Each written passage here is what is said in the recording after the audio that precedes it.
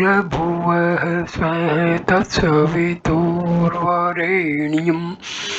भर्गो देवस्य धीमहि धियो यो नः प्रचोदयात् ॐ शान्ति शान्ति शान्ति. Namaskar my dear friends. I am going to present the dialogue between sage Yajnavalkya and his consort sage Maitreyi.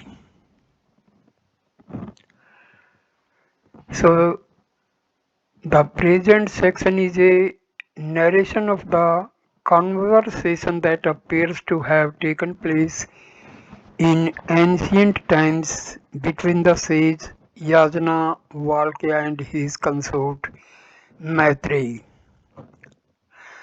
The great master Yajnavalkya speaks to Maitreyi.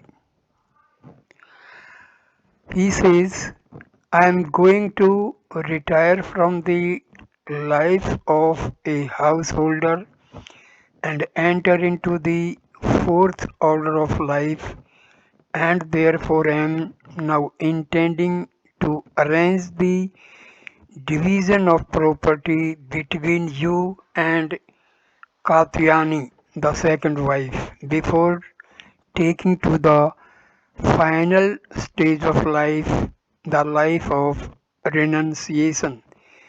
This is the expression of sage Yajnavalkya to his consort Maitreyi.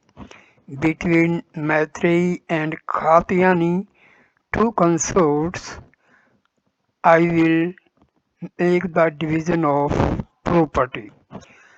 When the idea of property arose, immediately it appeared to have stirred up a brainwave in the mind of the wise Maitreyi. She queries, you speak of entering the fourth order of life, embracing a new perspective of living altogether, and therefore you propose to divide the property between the two of us here so that we may be comfortable and happy. Is it possible for us to be happy ultimately through property? Is it possible to be perpetually happy by possession of material comfort and property? This is Maitreyi's question. The intention of Yajnavalkya to leave secular property to his consorts naturally means that he proposes to leave them in a state of satisfaction and immense comfort. But is this practicable? Can we be eternally happy, unbrokenly satisfied? Can there be a cessation of our happiness at any time? The question simply put is it possible to give immortality through wealth? If I am the owner of the entire earth, the wealth of the whole world is mine. Will I be the perpetually happy, or will there be some other factor which will intrude upon my happiness in spite of my possession of the values of the entire world? This is the question. Yajnavalkya replies, no, replies Yajnavalkya. You cannot be happy. You will be very comfortable, as is the case with people who own a lot of wealth. but you would be in the same state in other respects, as is the condition of well-placed people in society. Immortality is not possible through possessions. It is a different status altogether, which has no connection with any kind of relativistic association.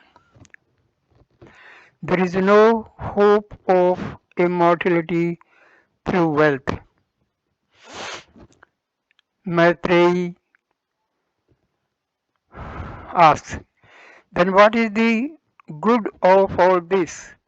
If one day death is to swallow me up and transiency is to overwhelm me, impermanence of the world is to threaten us, and if everything is to be insecure at the very start, if all that you regard as worthwhile is, after all, going to be a phantom, because it is not going to assure us as to how long it can be possessed, how it may not be taken away from us, and at what time we shall be dispossessed of all the status that we have in life. If this is the uncertainty of all existence, what good can accrue to me from this that you are bestowing upon me as if it is a great value? What am I to do with that thing which is not going to make me perpetually happy, immortal, satisfied? Whatever you know in this context, O Lord, tell me that. Let me be cured of this illness of doubting in my mind, so that I may know what it is that I have to engage myself in. If I am to be eternally happy, so that there can be no fear from any source. Is it a possibility? If it is a possibility, what is the method that I have to adopt in the acquisition of this supreme final satisfaction? Very wonderful question. Yajnavalkya was highly pleased with this query. I never expected that you will put this question to me when I am leaving you immense property, bestowing upon you a lot of wealth.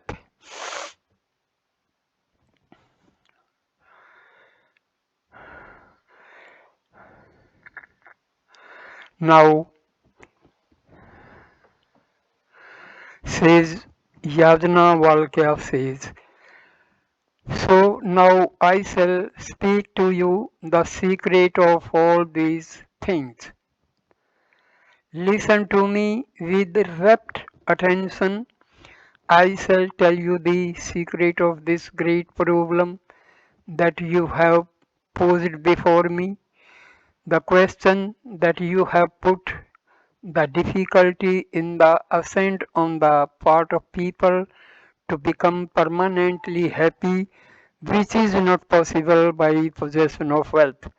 Now, the whole subject is a discourse on the relationship that obtains between eternity and temporality.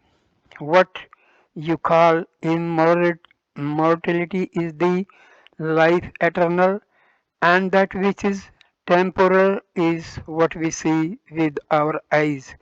Wealth is a general term which signifies any kind of value, any possession.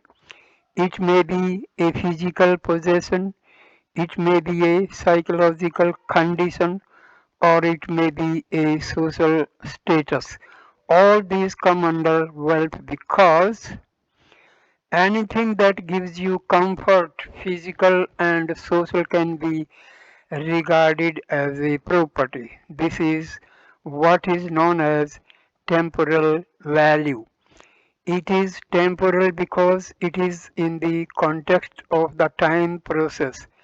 That which is temporal is that which is conditioned by time.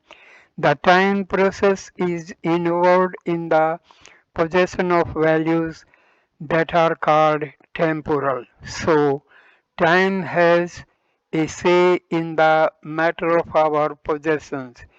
We cannot completely defy the law of time and take hold of possessions that we regard as ours. Time is an inscrutable force which is a peculiar arrangement of things in the world. That arrangement is known as temporality. The arrangement of things is such in the temporal realm that things cannot be possessed by anyone. The idea of possession is a peculiar notion in the mind. You know very well how false the idea of possession is. You cannot possess anything except in thought. So, what we call ownership of property is a condition of the mind. I can give you a very small gross example. There is a large expanse of land, a vast field which is agricultural in itself. Today you say it is owned by A, and tomorrow it is owned by B by transfer of property. Now, what do you mean by this transfer of property? It has never been transferred. It is there in its own place. It has been transferred in the ideas of people. One person called A imagined that it was his yesterday, and today another called B thinks in his mind that it is his.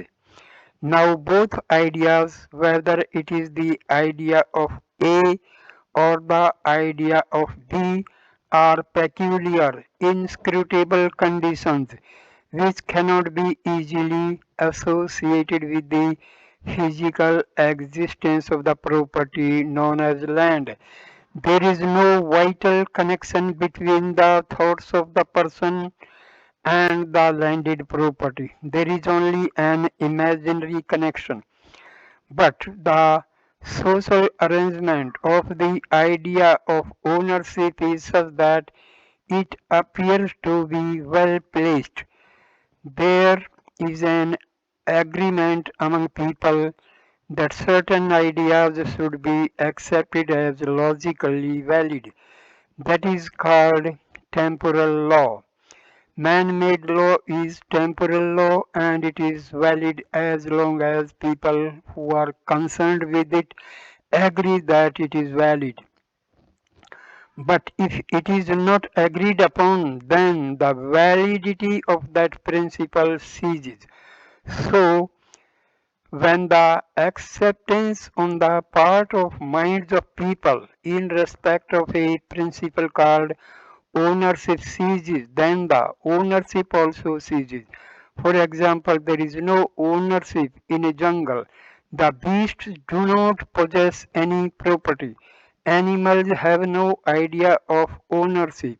They go anywhere at any time. Today the animal is in one place, tomorrow it is in another place. And we too live in a similar manner.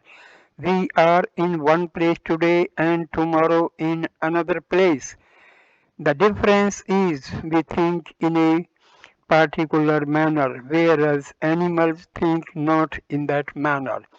The whole question of ownership, or psychologically put, like or dislike, is a condition of the mind which is an arrangement of psychological values agreed upon by a group of people who have decided that this should be the state of affairs. So, You can imagine how artificial is the idea of ownership.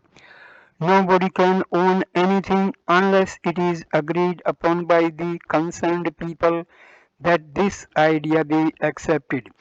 If the idea is not accepted, then the ownership goes because you cannot swallow the land or eat the property. It is there physically existent as something not mechanically related to you, but psychologically a phantom of your mind. This being the case, how can that bring you permanent satisfaction? If a thing can be permanently possessed, you cannot be dispossessed of it. The very fact that one can be dispossessed of a property shows that permanent acquisition is not possible. It is conditionally connected with you in a psychological manner and it cannot be connected unconditionally, and what you call permanent happiness is unconditional existence independent of temporal relationship. That unconditional existence is not possible if it is an effect of a conditional arrangement.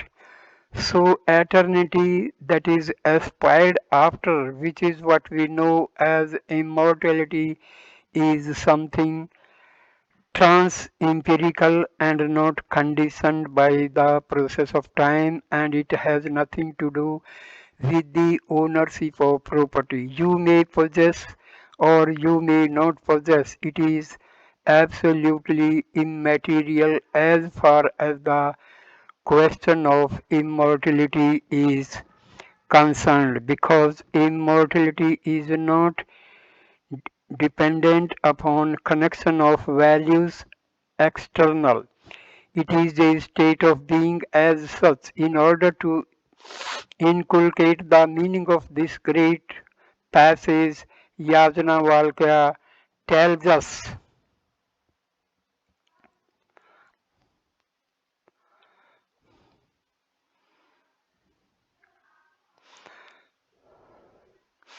this is a very long passage, all of which brings out the point that the connection which a mind has with any particular object is inscrutable if it is taken literally. It has an esoteric, deep, profound significance. A mind cannot be really connected with an object if the object is externally placed outside the mind, because the mind and the object are dissimilar in their character. The object is physical, the mind is psychological. The mind is internal, the object is external.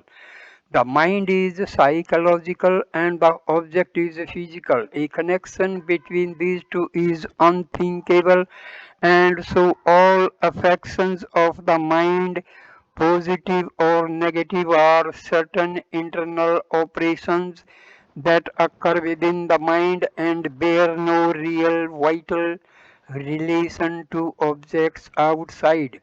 But why does it appear that they have some connection if the connection is not really there? Why do we appear to be happy in our mind when certain objects are possessed? Desirable things are owned by us as we think in our minds. What is the meaning of owning, possessing, enjoying, loving, etc.?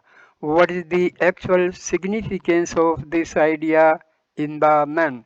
Why is it that suddenly there is a surge of happiness in the mind when one feels there is a possession of desirable value? This happiness arises on account of a confusion in the mind. This is what the sage Yajnavalkaya will tell us.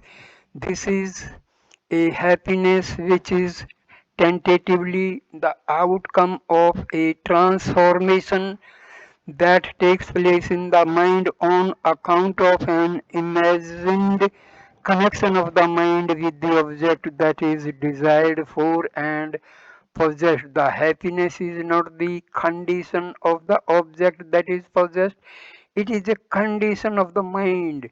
But that condition, which is the prerequisite of the condition of happiness, is made possible by a new notion that arises in the mind in respect of the object, which is a very intricate psychological point.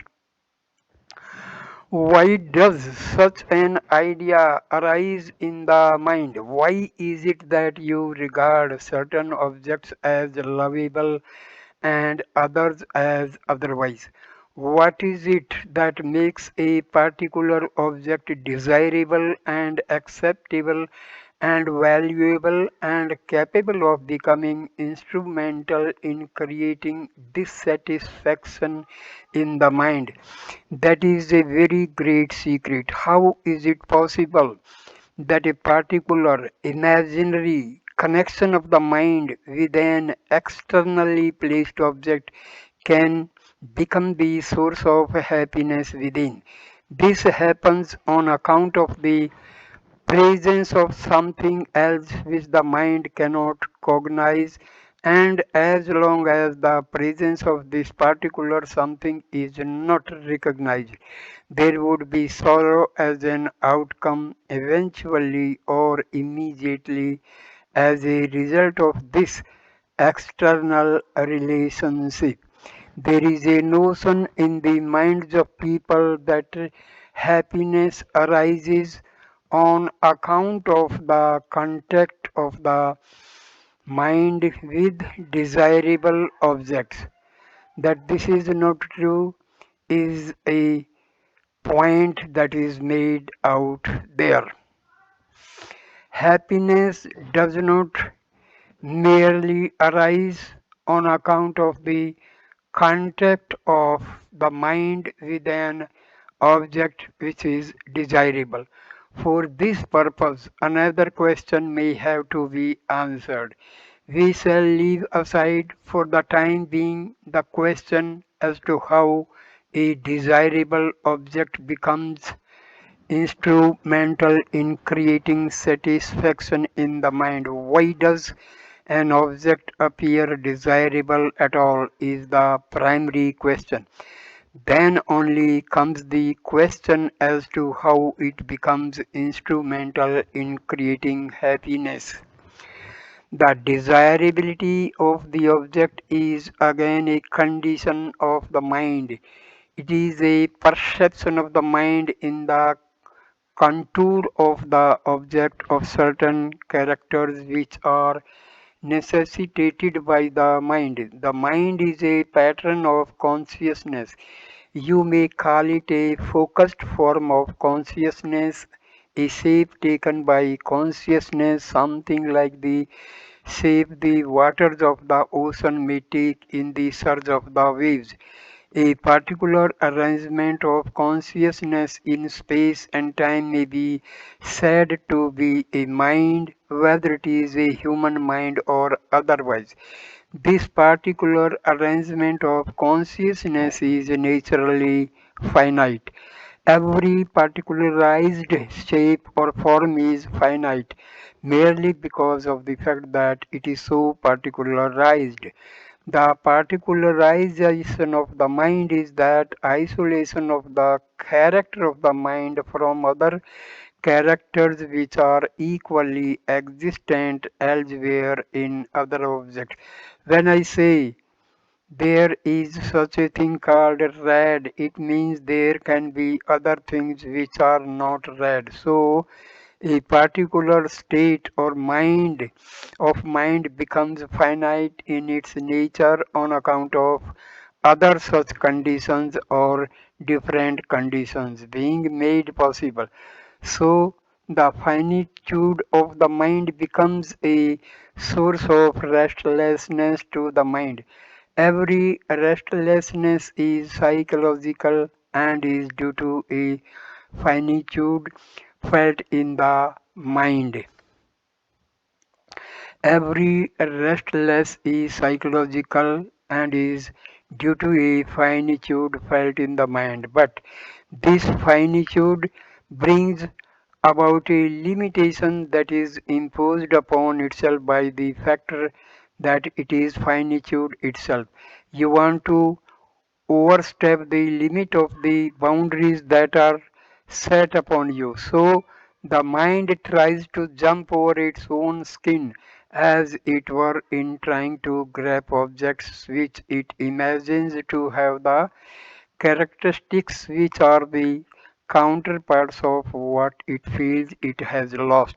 The finitude of the mind, it is felt, can be made good by the characters that the mind imagines to be existing in the objects that are desirable. It imagines for certain reasons that a particular object or a particular group of objects or a certain set of circumstances are made in such a way that they have characters which are exactly the complement or supplement or the counterpart or the correlative of its own finitude.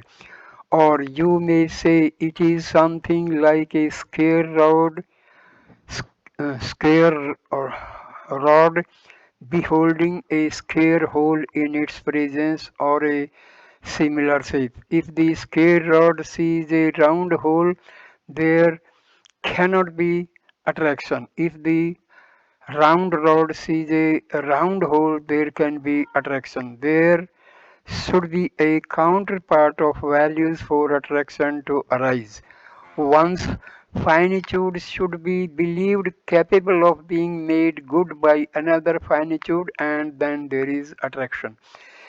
The world is made in such a way that there are infinite varieties of finitude and one set of values which goes to make up the finitude of a particular mind becomes the source of summoning the opposite of these values which are imagined to exist in another finitude, say an object. So the world is said to be relative in the sense that everything is related to everything else unless a particular finite situation is related to another particular finite situation which is going to be the complementary aspect of it, there cannot be a sense of fullness. The sense of fullness is the source of satisfaction. Satisfaction and sense of fullness are identical. When you feel incomplete in yourself, you are unhappy. When you feel complete, you are happy. The feeling of incompleteness arises on account of the notion that something is lacking in you.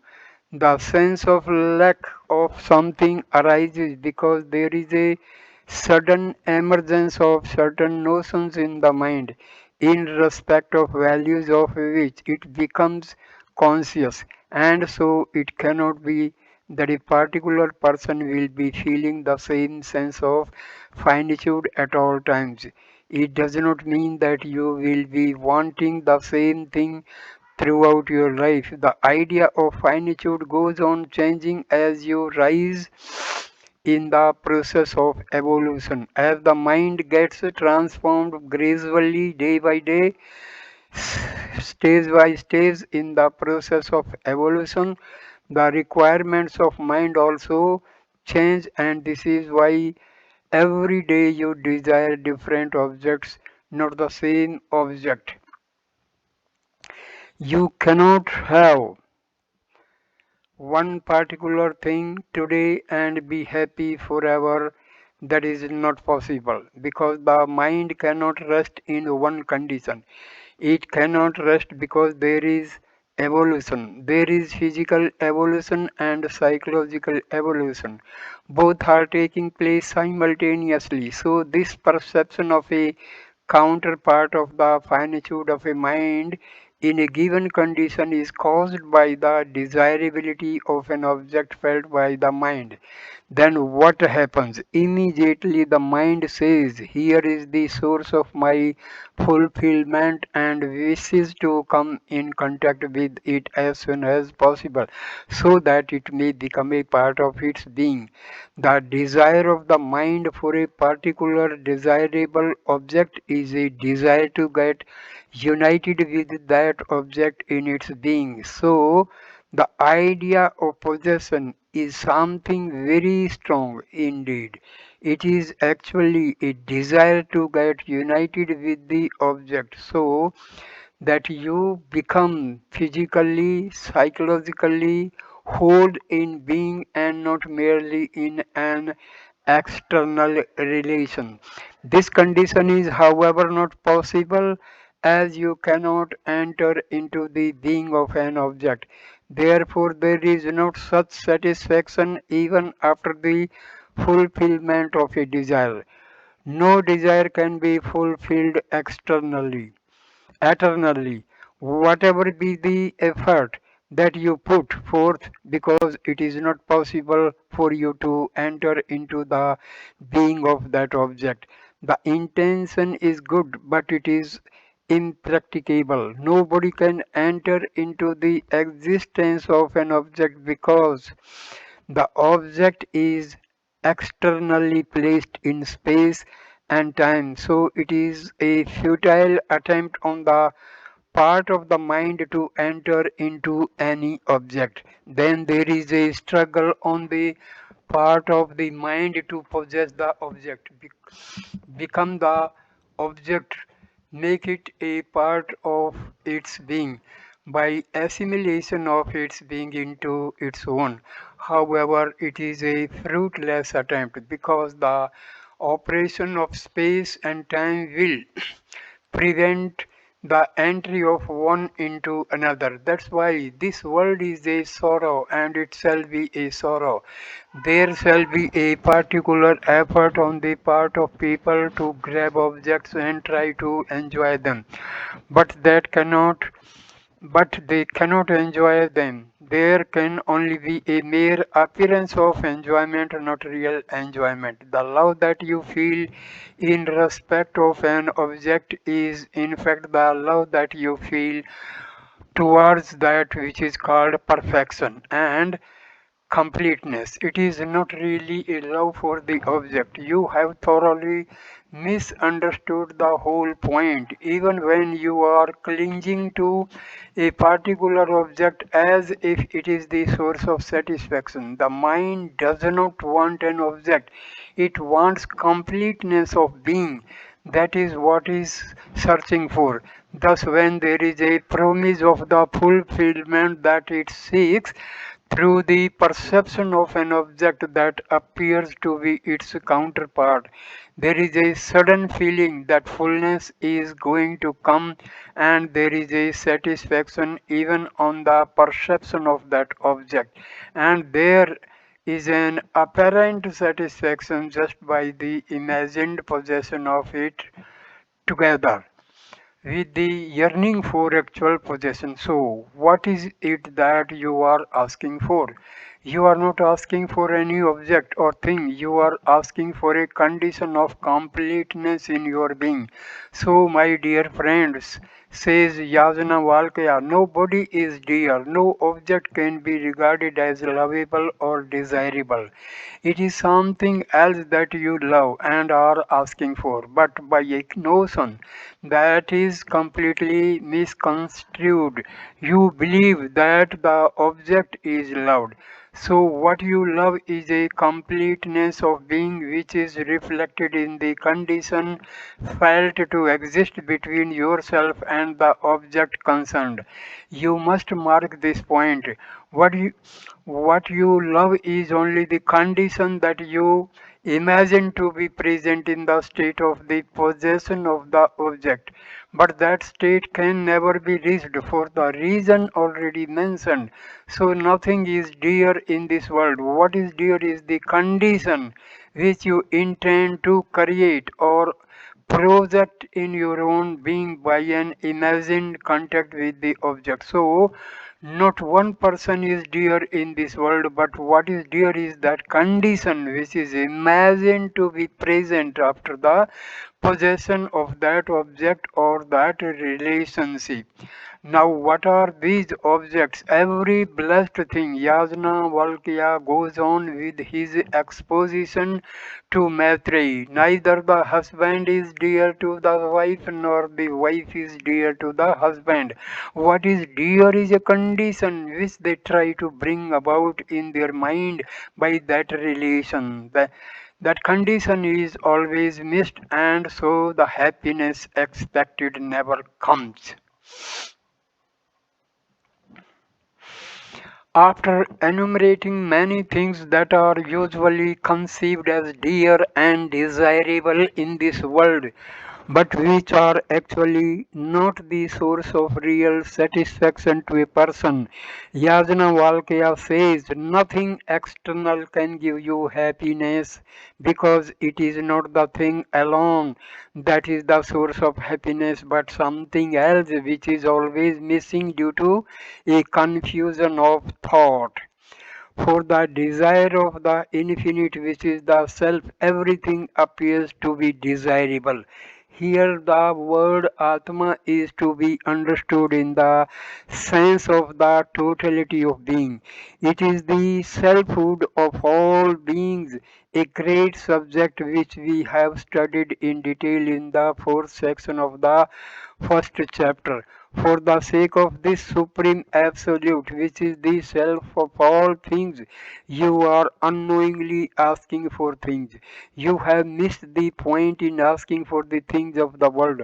So it is a wild goose chase from birth to death, nothing coming forth ultimately. You come to this world crying and you go crying because you have missed the whole point in the tremendous effort that you have put forth throughout your life entirely for nothing. O Maitreyi, it is the Atma that is to be beheld. It is the Atma that is to be known. It is the Atma that is to be searched for. It is the Atma which is to be heard about. It is the Atma which is to be thought in the mind. It is the Atma which is to be meditated upon.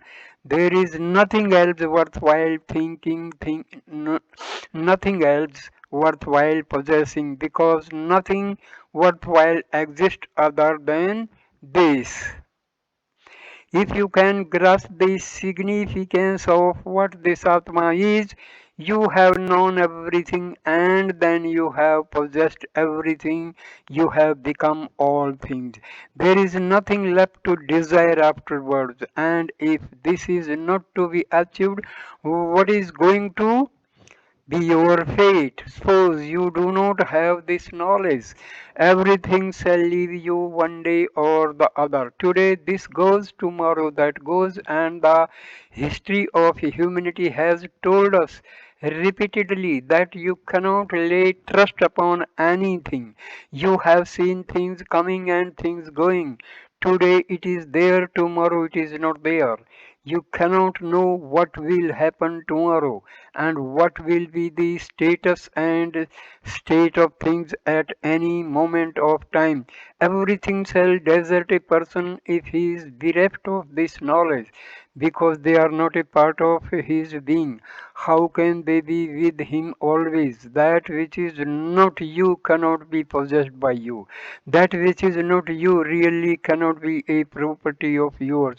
That which is not you cannot be with you always.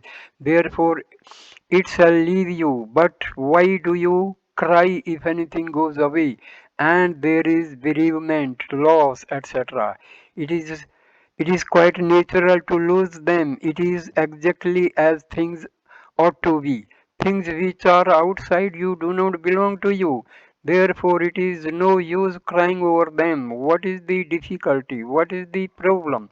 And why are you worrying about it? If they become you, they cannot leave you because you cannot be dispossessed of yourself. You are disposed of only those things which are not yours. This point you must understand. Finally, the Upanishad says, everything shall leave you if you regard anything as other than you. It is a metaphysical point, a psychological theme, and a practical truth. You cannot forget this. Anything that is outside you cannot belong to you and cannot satisfy you, and it will leave you, so it shall bring you sorrow. It is a point which is eternally true.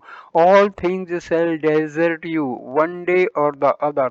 Even those things which you regard as dearest and nearest, most desirable and valuable shall desert you and leave you, bringing sorrow, because they do not belong to you.